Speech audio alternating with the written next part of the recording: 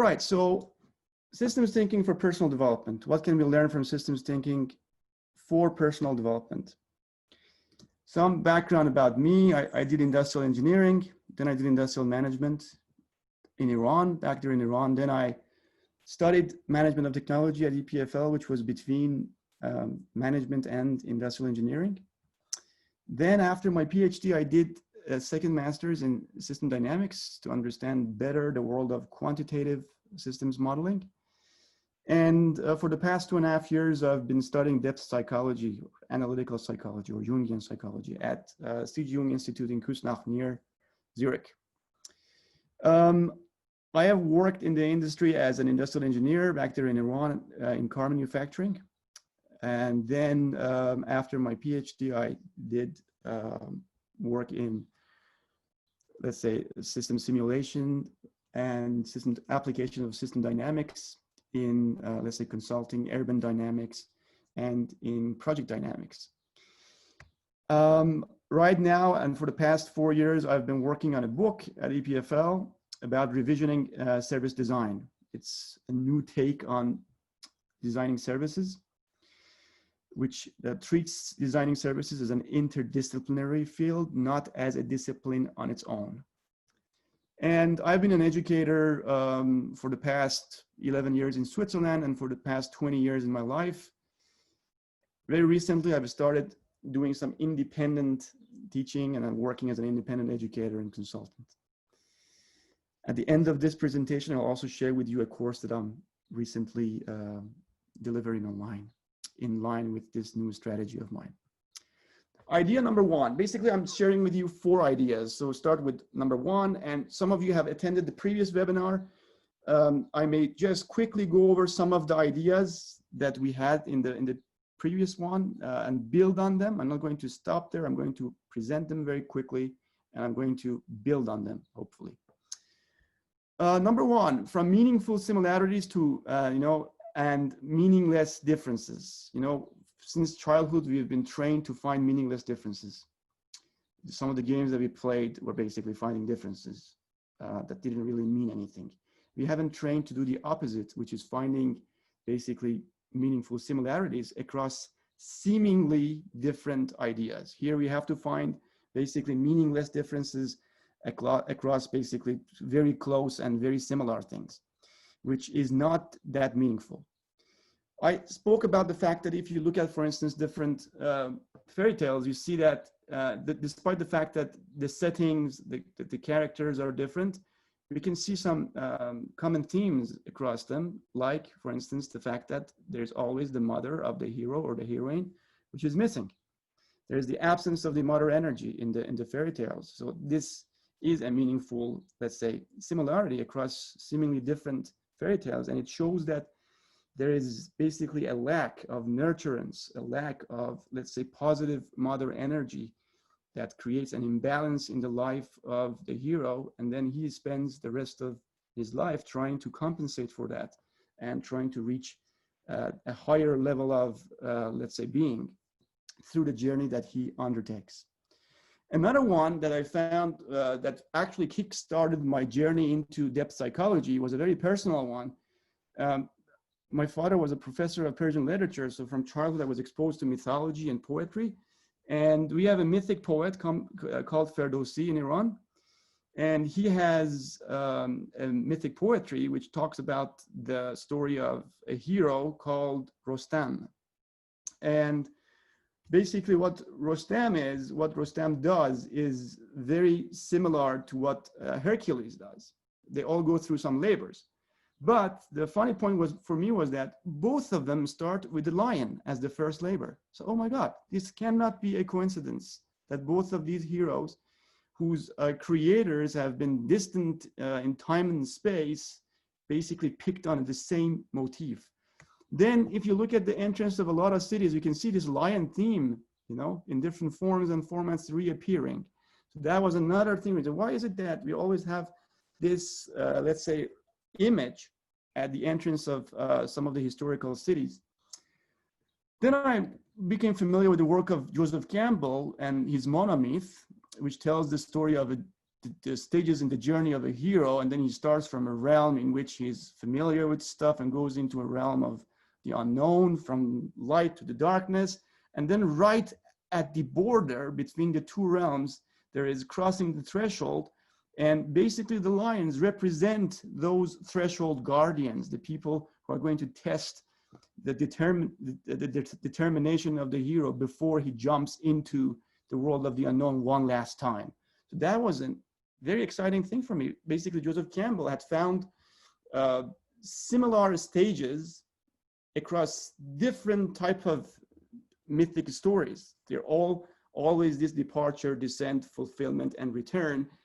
The hero goes on a quest. In this quest, he has to make some sacrifices.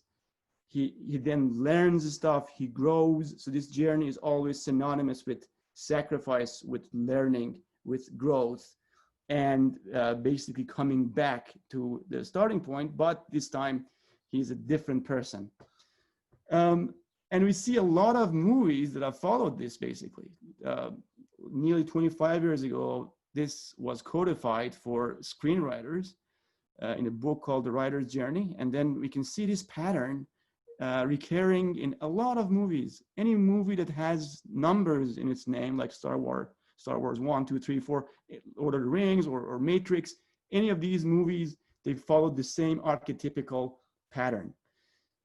And above and beyond movies, you can also see it in nature. Basically, in the northern hemisphere, the journey of the planet Earth is also the same. We start from the longest days in June, and then we go down to the depth of darkness towards the end of December, and then we find our way back in March, and we come back again to where we started. But as we go, this rotations of Earth around the sun, they basically change the nature of, let's say, the universe as it's expanding. So this journey is basically, each time that is happening is happening in a different way. And if you look at some of the cultures and some of the traditions, for instance, in Iran, we have two major celebrations, one happening in the longest night of the year here, and one happening, this is our beginning of the new year in Iran, the Persian New Year, which is basically 21st of March. So we actually calculate the exact moment of the return of the hero Earth from its journey into the darkness. And you can see that also in Europe around this time, we have Christmas. So you can see that there are similarities that go beyond religions sometimes and are basically based upon some natural patterns. And it's funny because in Iran, in this celebration, we put pieces of fruit together that are red in color. We eat fruit that is red, and then you can see a Christmas tree. There's a lot of decorations in it that are very colorful, and sometimes the red color can also be seen there. So it's basically somehow the, let's say, celebration of light conquering darkness at its core. So we can see this pattern. That's a similarity, which is very meaningful. It could be meaningful for us, for our journeys of development. A couple of years ago, I gave a seminar series called The Odyssey of an Entrepreneur. An entrepreneur also goes through a journey of transformation. There could be some nights, some dark nights, and some difficult, really, stages to go through, some battles with some inner and outer demons. But then the result of which is growth, development, and learning, and basically helping others in their journeys and making the society benefit from the gift and the boon that you have, as an entrepreneur, brought back to the normal world. If you look at this journey, it goes in cycles, side view of it, and then you can see some patterns of that in nature as well.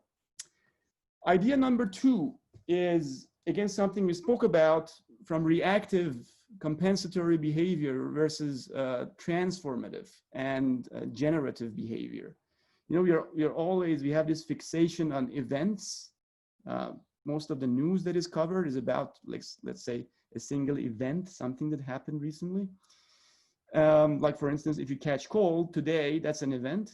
But if you have kept track of the number of colds that you've caught this year and the years before, you can probably see, oh my God, the number of, let's say, the number of times I'm falling sick is rising, basically. There is a pattern there compared to last year. So you go from an event, you connect the dots, you understand a pattern of events, basically. And then the underlying structure is probably I lack work and life balance. So I don't chill with friends, I don't spend time for, let's say, doing some sports. I don't have enough time to eat healthy, to cook, to do a walk, to read, to connect to, let's say, others. So that's basically a structure that is generating, let's say, an imbalance. And this imbalance is making you feel sick more often. And then the fact that you're sick today is an event that somehow is linked to that underlying structure down there. But then there below that, there's also a mental model, which is my job gives me my identity. My identity comes from my job. Who I am basically depends on what I do. Without my job, I lose my identity. So that's the mental model that drives the structure, and the structure generates the patterns. And then one of these patterns are noticed up there as an event. So we go from, let's say, most of the times we have to go from a reactive mode, which is more like firefighting. Whenever something happens, you try to deal with it only with that event, to something that understands mental models down there that generate those events up there. And like I said previously, the next question is, where do mental models come from? And this is where depth psychology can kick in. The fact that your identity comes from your job, it means your identity is determined from the without, not from the within. It means basically you're lacking some connection to your inner self. And this may be as a result of some, let's say, transgenerational complexes that exist within you. It could be about the result of some, let's say, collective pressures, the type of a culture you are working in, and so on and so forth. So going the step down there is basically the task of psychology, understanding where do our thoughts come from? If I have a mental model, if I have some set of assumptions, what is the origin of those assumptions or of those mental models? And that's actually where the big piece of iceberg is, and where the big piece of, let's say, puzzle is. And this is something that you should just grab the beginning of the thread and then follow it down there to understand what is down there that is generating those type of events up there. So this way only you can think about ways of transforming and not just compensating for what is happening up there. That was basically my second idea. Two more ideas, and then we'll go for a question and answer. Outer objects versus inner objects. I briefly spoke about this, the fact that your job determines your identity. It means that you have a dependence on outer objects. Who you are depends on what you do, and depends probably on what you have. If you ask people who you are, probably they can tell you, yeah, I work for this company, I have this education, I have a family, I have this, I have that. But most of these factors are lying outside ourselves. So there is a great divide that I would say that is happening in our psyche. Let's say we have a world of inner objects, like the one I showed you, like the hero's journey. That's an inner object, that's a concept, that's a mythical theme. That's something that is called an archetype. That's an inner object. All these, let's say, motifs in religions are coming from inner objects.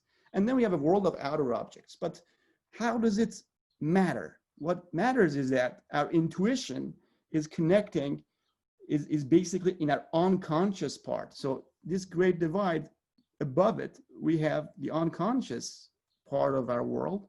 Below it, we have the conscious part of our world. And above this, our ability to intuit, it means to know something without knowing how we know, to know something without collecting evidence from our senses, just having a gut feeling is basically an unconscious ability. So being able to relate to the world of inner objects is something very important, but we haven't been taught to do that. Another thing is that intuition is all about connections, creating connections, understanding patterns of relationships, whereas sensation is about tangible, observable phenomena, which could be separated from their environment and could be examined in isolation. That's sensation. So our ability to intuit is basically linked and somehow turbocharges our ability to see things in systems, in patterns. So systems thinking, above being something which is scientific, is something which is very intuitive. And in order to understand that, we have to be able to learn how to connect to the world of inner objects. That's the thing that is going to boost our intuition. I have this painting, which is, I think, painted in 16th century, is Hobline. It's called The Two Ambassadors. If you see in this picture, these two French politicians, or I know, diplomats, they look at the objects that they have around them. There is not an inch of this painting that is not covered by something that shows wealth.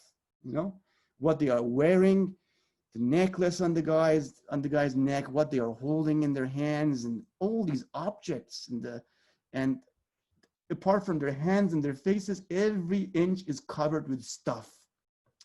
So this is dependence to the world of outer objects, and we can see some scientific stuff there as well. You know, that's the beginning, the hype of, let's say, exploration of, let's say, the oceans and finding new continents. So there's this attachment to the outer world in this picture. We can clearly see that, and we can see it in a lot of other paintings of that time. I relate this to some profiles that we see on LinkedIn now.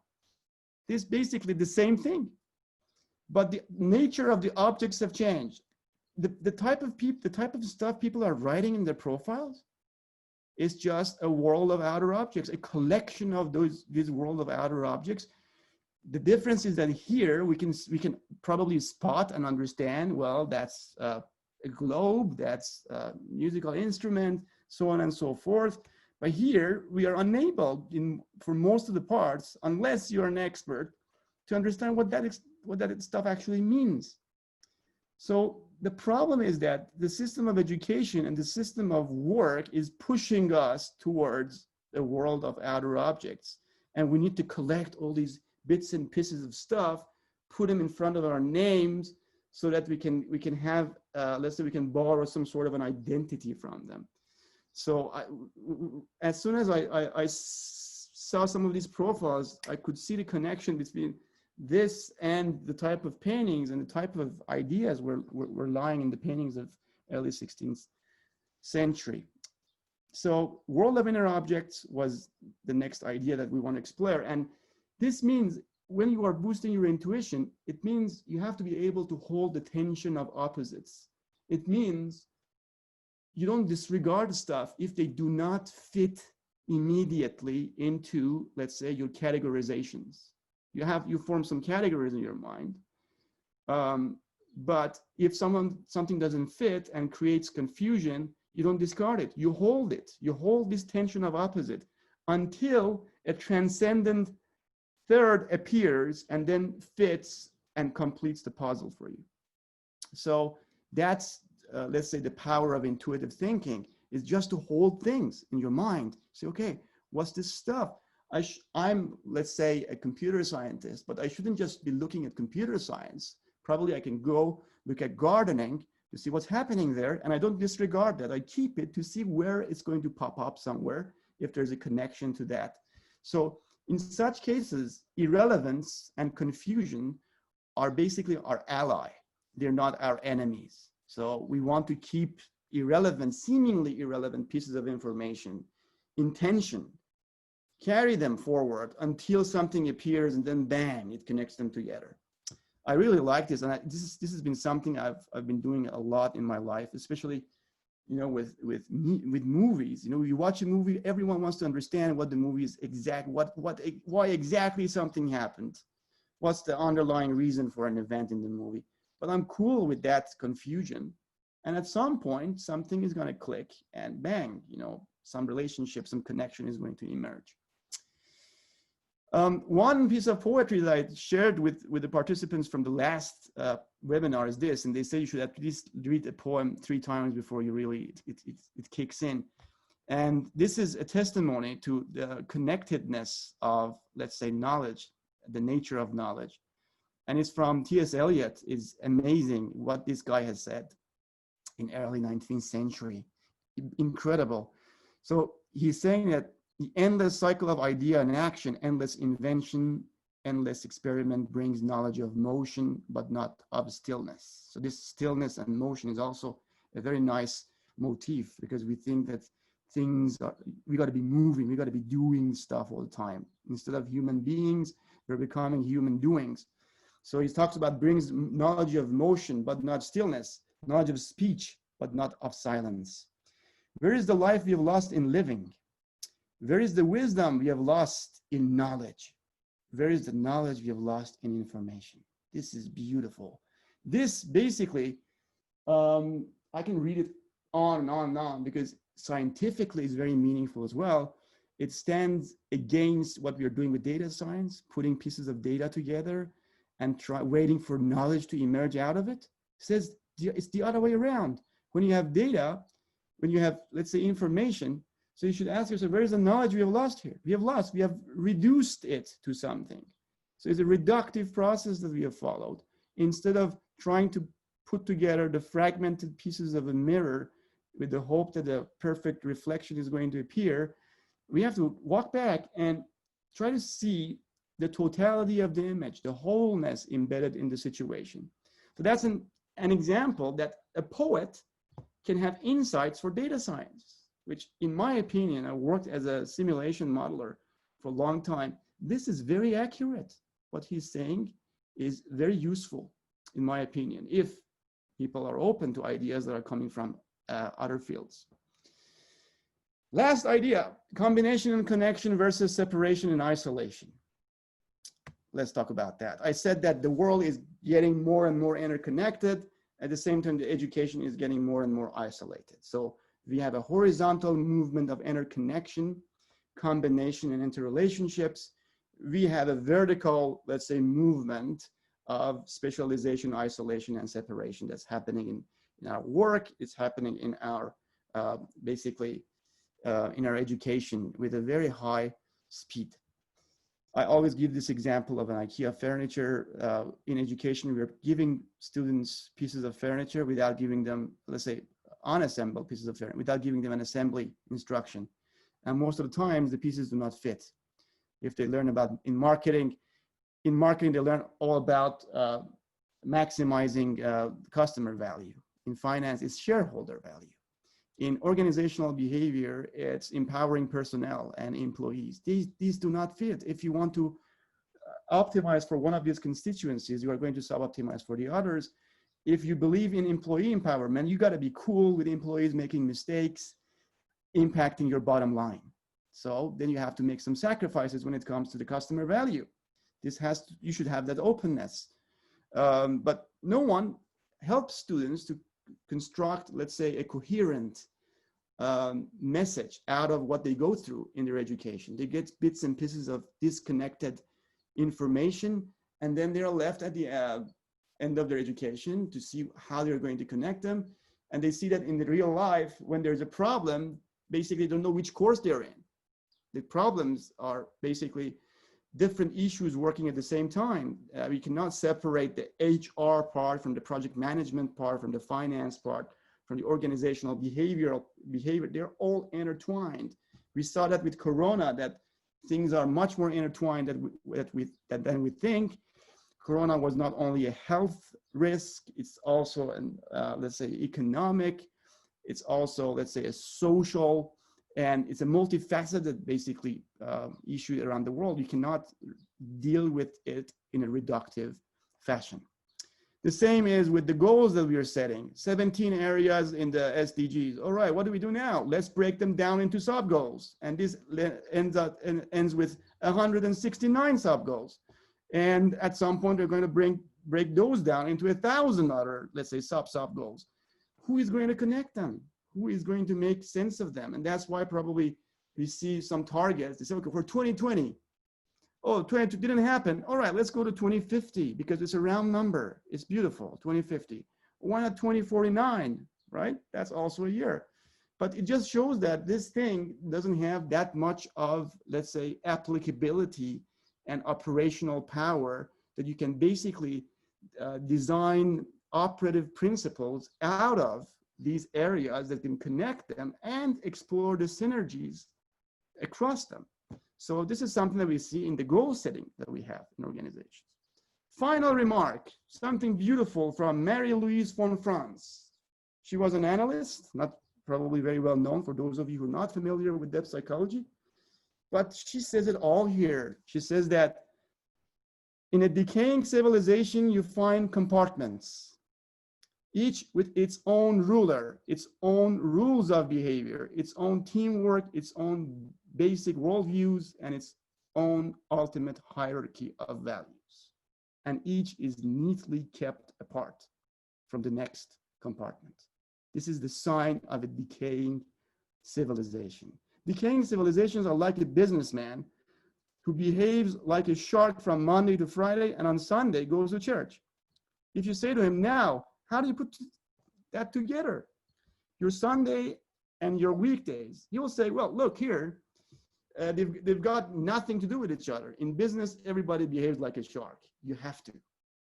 This is amazing because in terms of psychology, if you look at it, we can say that if we build compartments in our behavior, this results in neurosis, basically, for us. It means if we act one way somewhere and the other way somewhere else, you know, if we do our job just for money and we believe in having fun in life and doing something meaningful, but when it comes to the job, you say, well, that's just for the money, I'm doing that. This is a compartment. This is clearly a compartment that we are creating in our psyche. And the psyche loves continuity. The psyche loves to see connection. The psyche likes to see consistency of behavior in different regions. So we can see that pattern also in a lot of fairy tales. So if you say the kingdom in fairy tales is our psyche, then the king is the person who can unite. The ability of the king is to basically unite the people under him. That's a good king. So us being the king and our psyche being our kingdom, our ability should be understanding the inconsistencies that we have in our patterns of behavior. And once you're following, let's say, a systemic mode of thinking, and you apply it to what you do in your daily life, what goals you're trying to achieve from your professional to personal life, and you can spot inconsistencies out there, and then you act upon them somehow, or you at least raise your awareness about the existence of those inconsistencies, that will make your, let's say, totality of psyche very happy in the long time. Now I'll get just, I'll do a 3-minute commercial break, and then I'll be with you with the questions. This is about a course I'm giving online. It's called Systems Thinking, A Journey into the Wild, in which we are looking at different aspects of systems thinking as an interdisciplinary or transdisciplinary topic, insights from poetry, from literature, from different fields of science together. It's going to be delivered over Zoom. There will be like maximum of 10 participants in the training. I want to keep it super interactive. I don't want to lecture at all in these sessions. I want people to prepare beforehand, come to the meetings, and then we exchange opinions. And we share our views. And there will be a certificate of attendance issued from a university in Geneva, Switzerland, that can prove, if you want that proof, if you want an outer object. We're also giving an outer object that you have gone through the course. Some basic ideas about the contents of this. It's not a very, let's say, up in the air course in which we try to develop some really techniques and tools that we could use. It's not just words and concepts. We're going to go through a set of techniques and tools that are very useful for, let's say, that embody insights from basically systems thinking. And the first cohort of this course started basically very recently. I have 9 students from 8 different nationalities and with different and diverse educational backgrounds. This is the best group I've ever had as a teacher, because everyone is there because they want to be there. Everyone is there because they're enthusiastic about learning. They're not there because their parents sent them, or they're not there because they want to get a degree or something. It was a very, let's say, fulfilling start, and it gave me the impression that probably this is the future of education, where we have accredited instructors or educators working directly with, let's say, students and learners, without the confines of the universities.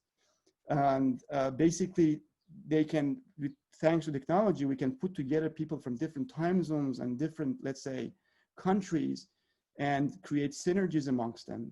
And this is something that I think I am personally going to be doing a lot more of this compared to the traditional teaching that I've been doing.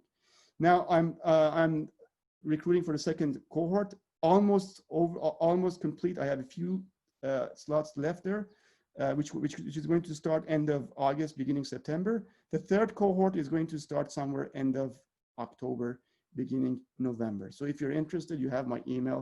You can email me. And basically, this takes me to the end of this presentation. Now we have 25 minutes for questions, discussions, opinions, and I'll be very happy to hear what you have to share with us.